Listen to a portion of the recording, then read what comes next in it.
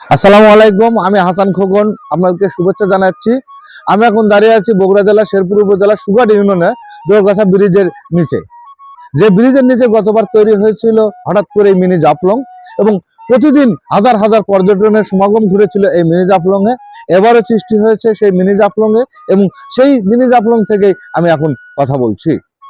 গতবারের ন্যায় এবারও মিনি জাফলংয়ের সৃষ্টি হয়েছে, এবং পানির যে স্রোতধারা, স্বচ্ছ পানির যে স্রোতধারা, সেই স্রোতধারা আবারও পানি কমে যাওয়ার কারণে বাঙালি নদীতে আবারও সৃষ্টি হয়েছে।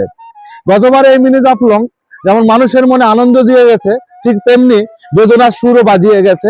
এমন এমন একটা বেদনার সুর বাজিয়ে গেছে যে অত্র এলাকার মানুষ, অত্র ইউনিয়নের মানুষ, অত্র থানার মানুষ আজও ভুলতে পারেনি সেই বেদনার কথা। কারণ এই মিনি জাফলং কেড়ে নিয়েছিল গতবার একটি তরতাজা শিশুকে।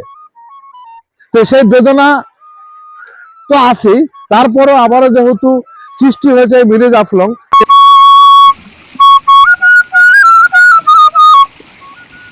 তাই আমি বলবো, যারা প্রাকৃতিক সৌন্দর্যকে ভালোবাসেন তারা চলে আসুন এই মিনি জাফলং দেখতে। স্বচ্ছ পানির জলধারা, বাঙালির নদী, অপরূপ সৌন্দর্য এবং গ্রামীণ জীবনধারা সবকিছু মিলে এই মিনি জাফলং হয়ে উঠেছে অন্যরকম এক প্রাকৃতিক সৌন্দর্যের মিলনভূমি।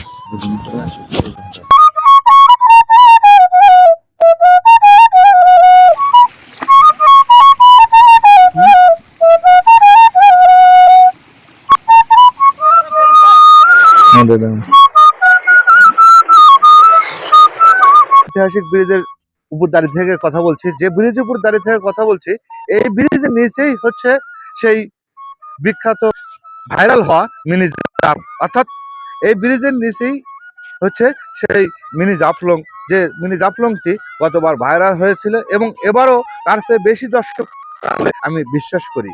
এবং এখান থেকেই মূলত এই জাফলং এর যে সৌন্দর্য সেটা উপভোগ করা যাচ্ছে। এবং আমি আপনাদের দেখানোর চেষ্টা করি যে ব্রিজের উপর থেকে গতবার তো পাথর ছিল না, এবার পাথর দেখা যাচ্ছে, এবং এই ব্রিজের নিচে যে স্বচ্ছ পানি, মানে স্বচ্ছ পানির জলধারা আছে, ঠিক তেমনি আছে ছোট বড় মাঝারি রকমের হরেক রকমের পাথর, যা এই জাফলং এর সৌন্দর্যকে অনেক গুণে বৃদ্ধি করেছে। যারা এই জাফলং দেখতে আসবেন তারা অবশ্যই গোসলের সরঞ্জাম নিয়ে আসবেন।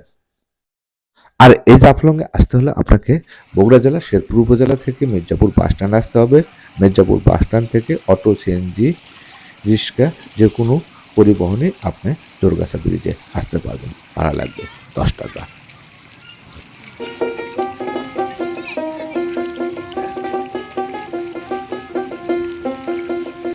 এই মিনি জাফলং ভ্রমণের জন্য আমন্ত্রণ জানিয়ে আজকের মতো আমি হাসান খোকন বিদায় নিচ্ছি। সবাই ভালো থাকবেন, সুস্থ থাকবেন। আল্লাহ হাফেজ।